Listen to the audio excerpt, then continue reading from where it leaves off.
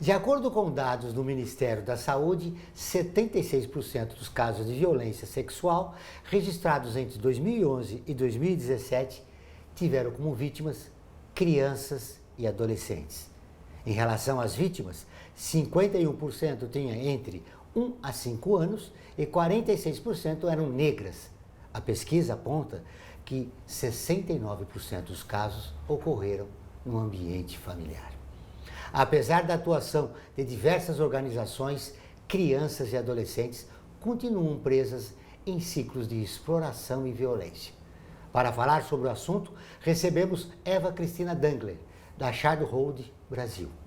Olá, seja bem-vindo, eu sou Joel Scala. Está começando o Observatório do Terceiro Setor, o olhar da cidadania.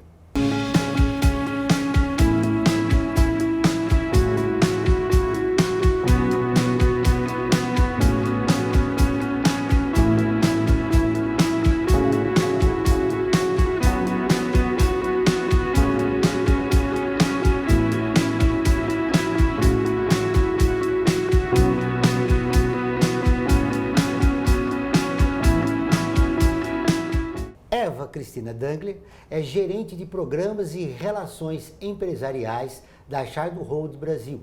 Há 13 anos atua no programa Mão Certa e que tem como objetivo a união de esforços para acabar com a exploração sexual de crianças e adolescentes nas rodovias brasileiras. Tudo bem, Eva? Seja novamente bem-vinda. Muito obrigada pelo convite. Muito feliz de estar aqui com você hoje de novo, Joel. Eva, essa realidade vem mudando para melhor? Olha, a exploração sexual de crianças e adolescentes nas estradas, ela tem se mostrado de maneira diferente nos últimos anos. A Childhood acompanha a evolução do nosso trabalho através de uma pesquisa que nós fazemos a cada 5 anos com o perfil do caminhoneiro brasileiro. Já no nosso último estudo de 2015, a gente trouxe de que havia uma mudança bastante significativa do não envolvimento desses profissionais com a exploração sexual. A gente percebe que aí ao longo de um trajeto de 10 anos do nosso trabalho, mais de 25% dos caminhoneiros que antes se declaravam como possíveis clientes da exploração sexual já não estão mais envolvidos nessa questão e entendem muito melhor hoje que isso é uma violação de direitos e que essas crianças e adolescentes estão, de alguma maneira, presas a um ciclo de exploração, como você falou na abertura do seu programa, e precisam de proteção. Então, a gente está contando muito mais com a ajuda deles hoje. Além dos caminhoneiros, o que mais contribui para a mudança dessa realidade? Eu acho que a conscientização de todo o setor privado que hoje utiliza as estradas brasileiras vem trazendo uma nova realidade para o nosso trabalho. As empresas estão muito mais conscientes da questão da exploração sexual de crianças e adolescentes também, como um risco vinculado ao negócio. Era uma coisa que antes também não se olhava. E isso fez com que as empresas tomassem uma série de medidas no sentido da prevenção, educando os seus colaboradores para essa questão, atuando mais fortemente na comunicação do problema, tirando a questão da invisibilidade, principalmente em regiões mais críticas como o norte e nordeste do Brasil. E a gente tem visto aí uma grande mudança de cenário na sociedade sobre essa questão. Mas ainda há muita resistência, né? Ainda há muita resistência, o assunto ainda é um tabu, né? Muita gente tem dificuldade de falar sobre isso. Mas a gente percebe que cada vez mais o Brasil está se tornando referência nessa questão. A Childhood foi uma organização que fez junto com o The Economist nos Estados Unidos, no final do ano passado, uma pesquisa que no início desse ano culminou com um estudo de 60 países sobre como os países respondem aos problemas de abuso e exploração sexual de crianças. E para nossa alegria, né, eu diria que isso é uma surpresa até para nós, o Brasil ficou em 13º lugar entre 60 países, ou seja, ele está no conjunto dos primeiros 25 países que melhor respondem à questão. E a gente percebeu que a nossa melhor resposta está onde? No setor privado, na sociedade civil e nas mídias, nos veículos de comunicação como vocês, que trazem a temática. A legislação brasileira é ideal para combater a exploração de crianças e adolescentes? Sim, a legislação ela é bem parruda, né? A gente tem uma legislação tanto em termos do Estatuto da Criança e do Adolescente, bem como as leis que são hoje vigentes sobre a proteção de crianças após um momento de violência. Porém, como você sabe, toda lei precisa de um processo de implementação, precisa de uma gestão de política pública, e o nosso grande desafio está nessa frente, né? Como integrar todos os serviços que hoje tem que atender uma criança ou um adolescente. Falando em desafios, o grande desafio é sensibilizar as famílias, né? Como tem sido isso? Através das escolas, de programas específicos? Olha, eu acho que nós estamos amadurecendo esse processo aqui no Brasil, Joel. Hoje a Child tem uma preocupação de olhar para aquilo que nós chamamos de educação da parentalidade. A gente trazer de volta o papel do que é ser pai, do que é ser mãe, a influência que isso tem no contexto do desenvolvimento da criança e o quanto a violência pode ser evitada, né, a partir do momento que a parentalidade for uma questão clara na vida do pai e da mãe e do papel que eles exercem. A gente tem esse estudo do The Economist que nos diz que violência sexual contra crianças e adolescentes é evitável. Então, a partir do momento que ela é evitável, o que nós temos que fazer para garantir que isso pare de acontecer? E a primeira coisa, certamente, são as famílias. Outro grande problema é que no norte e nordeste, até mesmo aqui, né, nos grandes centros urbanos, no sul e no sudeste, a violência sexual contra crianças faz parte do orçamento familiar, né? Em muitas regiões do Brasil, a questão da pobreza é um fator muito importante, traz uma desigualdade social grande, e a desigualdade social faz com que haja uma busca pela solução econômica da família, colocando crianças e adolescentes nessa situação. Então, a gente sabe que isso faz parte, mas a gente também entende hoje já que a pobreza é apenas um de vários indicadores que levam à questão da exploração sexual de crianças. Voltando à questão da escola, ela é fundamental, né, para esclarecer as famílias e as próprias crianças, né? Sim, para evitar os abusos. A gente acredita que a educação de crianças e adolescentes, desde muito pequenas, agora até na primeira infância, já de 0 a 6 anos, você viu que você trouxe um número aí, que a grande maioria dos abusos acontecem intrafamiliarmente com crianças de 1 a 5 anos. Como é que você prepara uma criança de 1 a 5 anos a saber que ela está sendo vítima de uma violência, se essa violência é praticada pela própria família? A única forma seria realmente ela fora do ambiente familiar, estando numa creche, estando numa escola, já receber alguma orientação com relação aos cuidados do corpo. O que a Child tem feito é apoiado todo um trabalho, em parceria inclusive com o canal Futura, que é uma série chamada Que Corpo é Esse?, que é uma série que ensina como uma criança deve cuidar das partes do seu corpo. Quais são as partes públicas, quais são as partes privadas, quem deve tocar, quem não deve tocar. Então, a gente tem hoje um cuidado com relação a isso. E a gente percebe que a escola é o ambiente de prevenção mais importante que nós temos para isso. E a gente precisa continuar insistindo com a educação sexual. Quer dizer, é uma coisa que faz parte. Para que se mude a realidade, porque a criança acaba naturalizando a agressão, porque parte da própria família, né? Exatamente. Todas as terças e quintas-feiras, ao vivo, às 14 horas, tem programa de rádio Observatório do Terceiro Setor, onde recebemos especialistas que, junto com os ouvintes, debatem os principais temas da atualidade e do terceiro setor. Você pode vir pela Rádio Trianon AM 740 ou em qualquer lugar do mundo, pela internet, do seu celular, computador ou tablet, pelo link que aparece na sua tela. Voltamos depois do intervalo. A FIA é muito mais que uma escola de negócios. É graduação, pós-graduação, MBA, mestrado e consultoria para empresas. Isso faz diferença. Conheça a FIA. Olá, eu sou Laura Gelbert, da ONU News. Notícias das Nações Unidas e do mundo você acompanha na página e nos programas do Observatório do Terceiro Setor, parceiro da ONU News. E para acompanhar diretamente a ONU News em português, acesse nossa página e redes sociais. Até lá! Internacionalizar a economia afeta o seu emprego? Para onde vai o Brasil? Ter opinião sem análise é só repetição, repetição, repetição, repetição, repetição, repetição, repetição, repetição, repetição. Informação é importante, análise é fundamental. Le Monde Diplomatique Brasil, independente e crítico.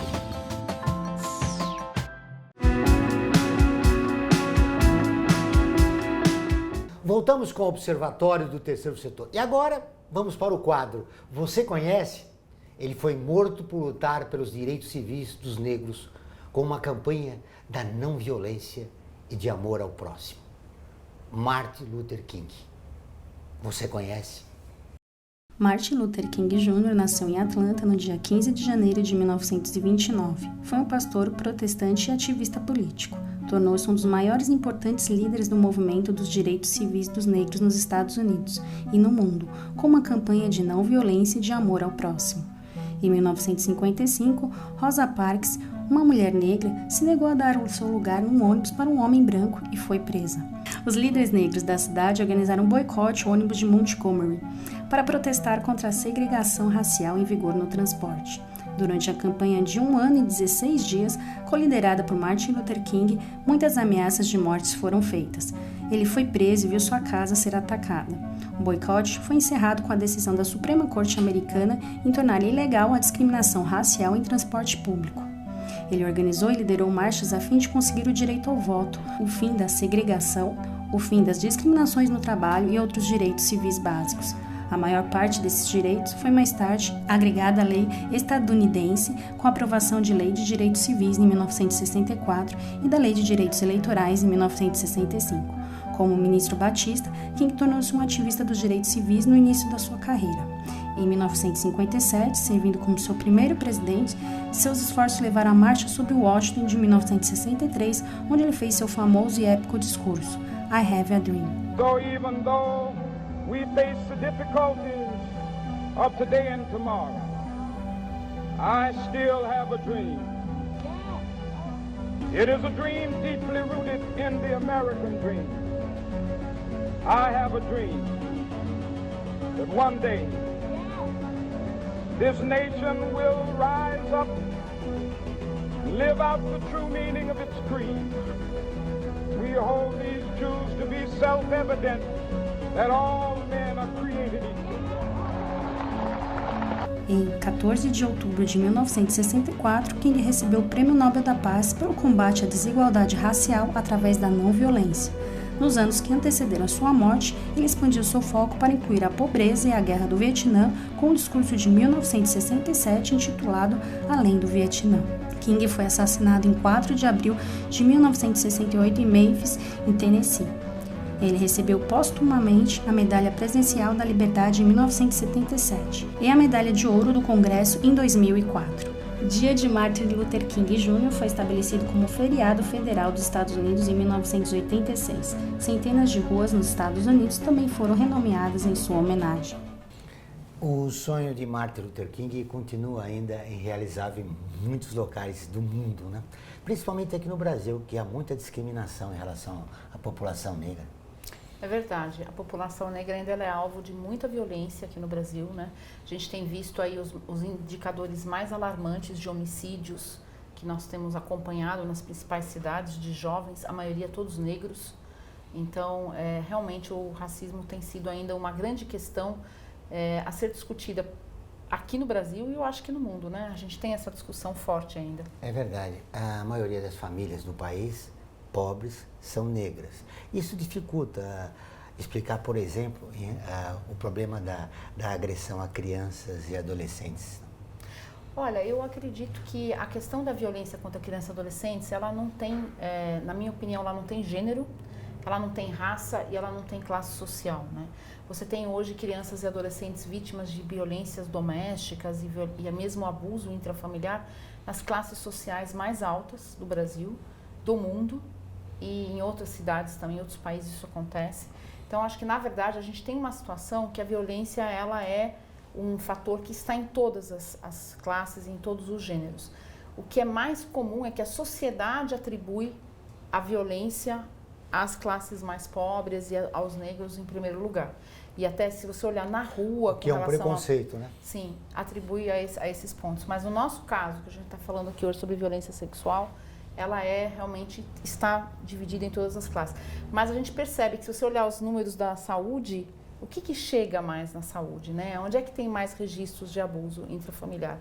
São as classes mais desfavorecidas e são os negros. Dificilmente você vai ver uma pessoa da raça branca da alta sociedade fazendo um registro no sistema de saúde público. É isso que é importante, não são notificados, né? Exatamente. As agressões sexuais contra crianças e adolescentes. Por que a classe alta ainda resiste à mudança?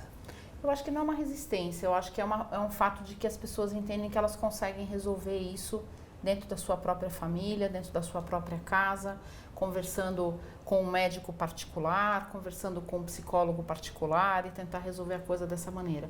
Diferentemente da classe menos favorecida, que obrigatoriamente precisa do serviço público e aí o registro acontece. Bom, esse é um aspecto cultural, né?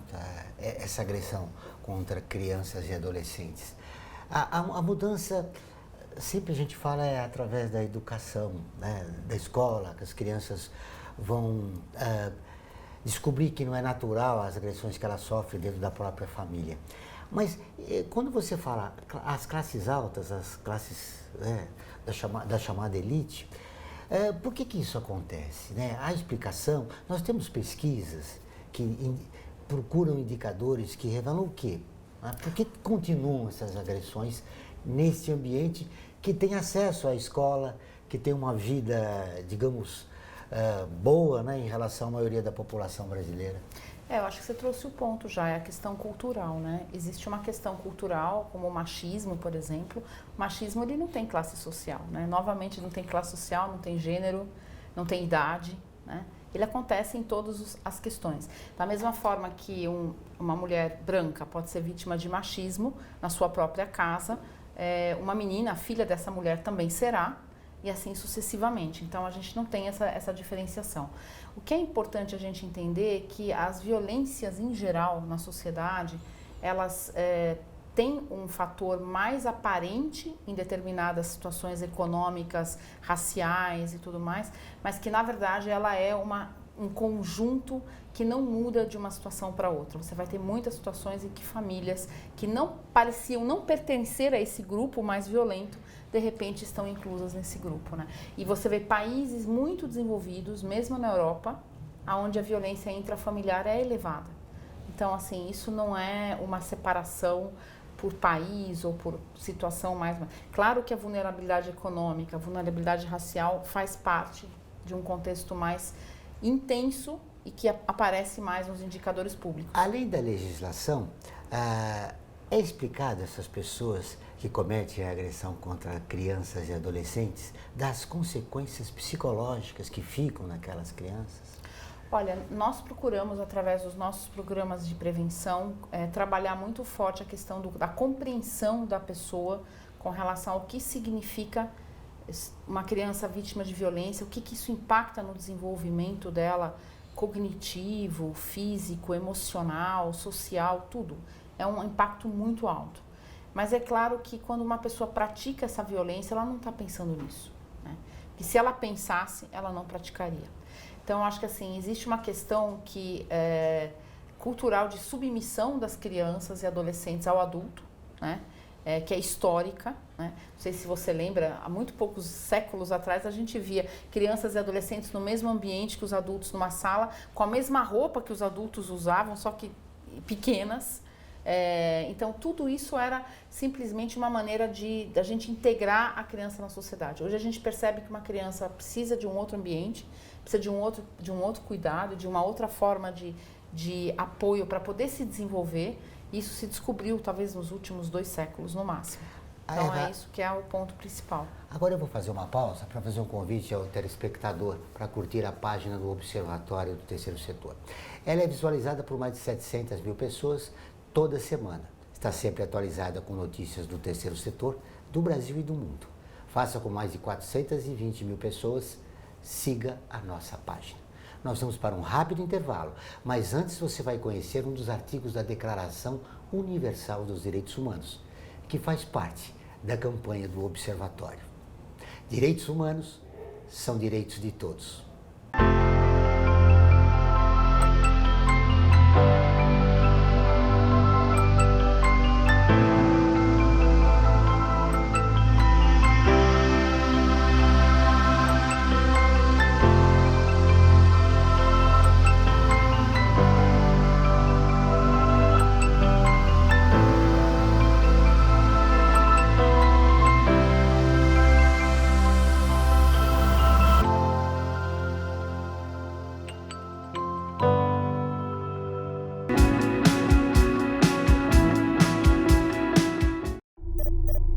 Internacionalizar a economia afeta o seu emprego? Para onde vai o Brasil? Ter opinião sem análise é só repetição, repetição, repetição, repetição, repetição, repetição, repetição, repetição, repetição. Informação é importante, análise é fundamental.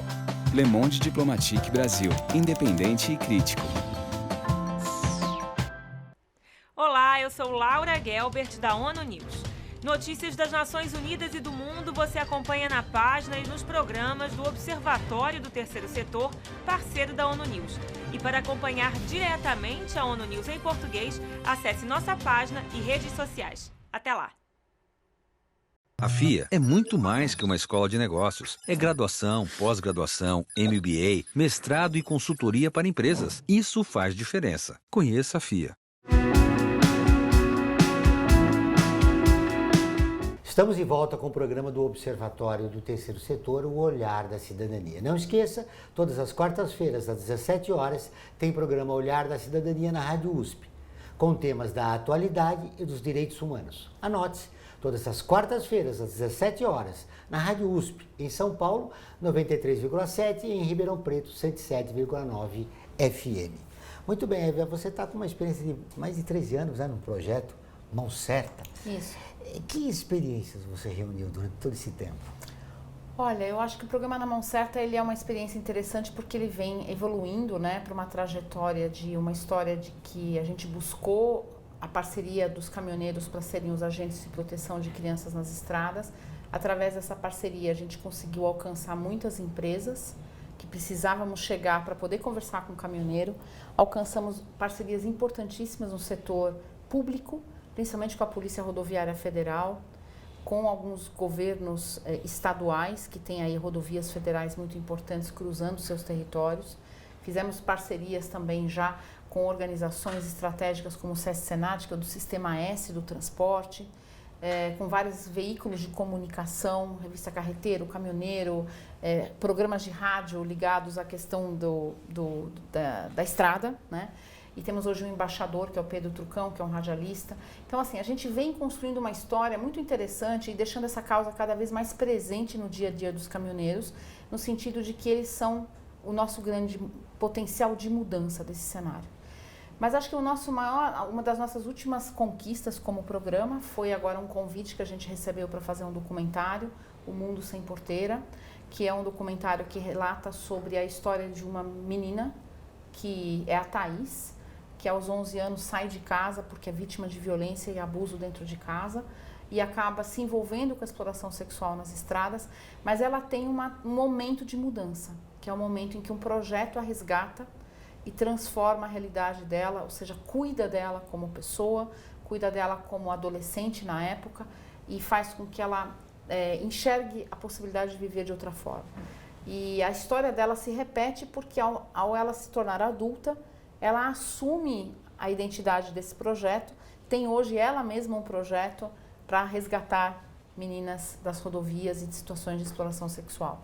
Então ela é uma pessoa que superou esse momento e eu acho que a gente tem que usar essas histórias para mostrar de que é possível sim se mudar mesmo a trajetória de uma pessoa que vive na violência. Vocês têm realizado um importante processo de conscientização em relação aos caminhoneiros em todas as estradas brasileiras, né?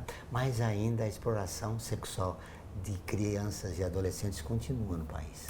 Continua, Joel, e ela é muito invisível. Muito mais do que o abuso intrafamiliar. O abuso intrafamiliar, você viu que chega na saúde, a gente tem dados porque as crianças estão machucadas, existe um registro. A exploração sexual de crianças e adolescentes, ela é muito invisibilizada. Por quê? A maioria das pessoas entende que ao fazer um programa com uma criança ou um adolescente e por estar envolvendo uma relação comercial e eu pago por esse programa, quando eu estou pagando, parece que eu estou isenta da responsabilidade dessa violência. E as pessoas não compreendem que isso é um crime, assim como abusar de uma criança dentro de casa. A menina ou o menino que estão na rodovia, que estão sendo oferecidos como um programa sexual, conectado inclusive a outros crimes, como tráfico de drogas, tráfico de pessoas, roubo de carga. Essas crianças são muito usadas até como álibi para essas questões. parece tudo tão normal e parece que elas estão envolvidas naquele contexto criminoso que elas fazem parte daquilo. Mas não, elas estão ali, elas são exploradas, elas são vítimas. A gente tem sempre que lembrar disso como adulto, quando a gente vê uma criança na estrada, em qualquer situação. Infelizmente. Em que regiões do país ainda acontece isso? Olha, segundo os caminhoneiros, eles dizem que eles veem mais e são mais abordados nas regiões norte e nordeste do Brasil. É o que eles sentem viajando. Mas a gente sabe que, estatisticamente, a exploração sexual está presente nas nossas 5 regiões brasileiras. Não tem diferença se é sul, sudeste, centro-oeste. Mas o que eles percebem é que na necessidade econômica do norte e nordeste, parece que as famílias estão mais presentes com as crianças nesses locais. Nos outros locais, a criança está muito mais vinculada a outras questões, né? Roubo de carga, tráfico de pessoas, tráfico de drogas e de outras formas conectadas a esse crime. A gente sabe que é muito importante a relação do projeto que vocês estão desenvolvendo com o Estado. O Estado tem apoiado, tem colocado os seus equipamentos à disposição para que esse projeto continue andando? Olha, eu acho que um dos grandes avanços do programa Na Mão Certa foi a parceria com a Polícia Rodoviária Federal. A Polícia Rodoviária Federal, em 2009, há 10 anos atrás, se juntou a nós no sentido de entender de que a gente deveria ter uma metodologia para a identificação de pontos de vulnerabilidade nas estradas.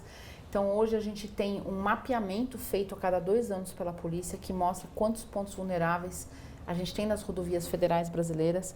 No último mapeamento de 2017 e 2018 foram 2.487 pontos.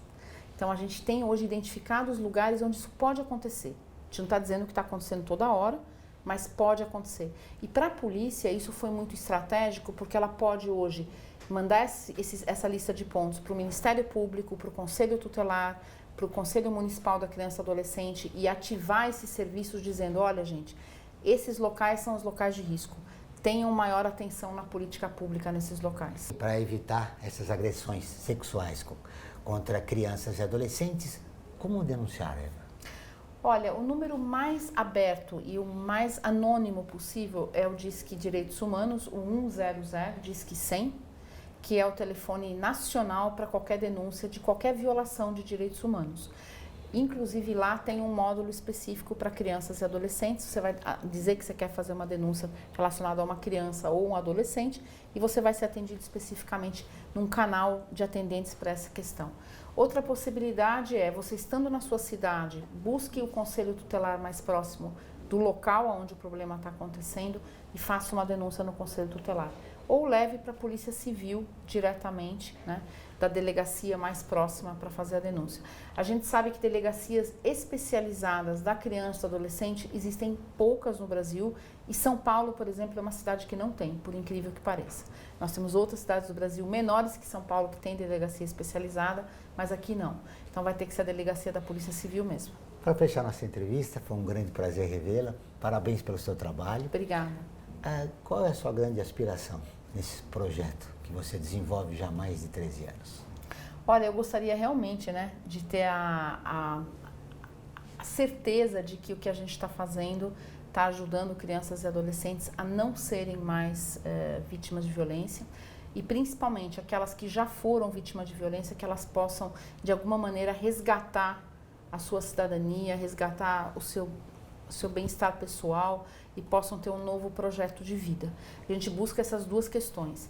Agora, naturalmente, como todo sonho ideológico, né, e a gente é idealista na sociedade civil organizada, é que esse problema acabe, que a gente não tenha mais nenhuma criança, nenhum adolescente vítima dessa violência, porque nós, como sociedade, compreendemos que temos a capacidade de parar de ser violentos e, consequentemente, não teremos mais crianças vítimas. Acho que é um sonho como o do Martin Luther King, sabe? Não violência e amor ao próximo. Muito bem. O Observatório do Terceiro Setor fica por aqui. Esse e todos os nossos programas de TV e rádio estão no nosso portal, acessado por mais de 3 milhões de pessoas de 173 países. Acesse você também, observatorioterceirsetor.org.br. Contamos com você sempre na luta por uma sociedade mais justa, solidária e tolerante. Até o próximo programa.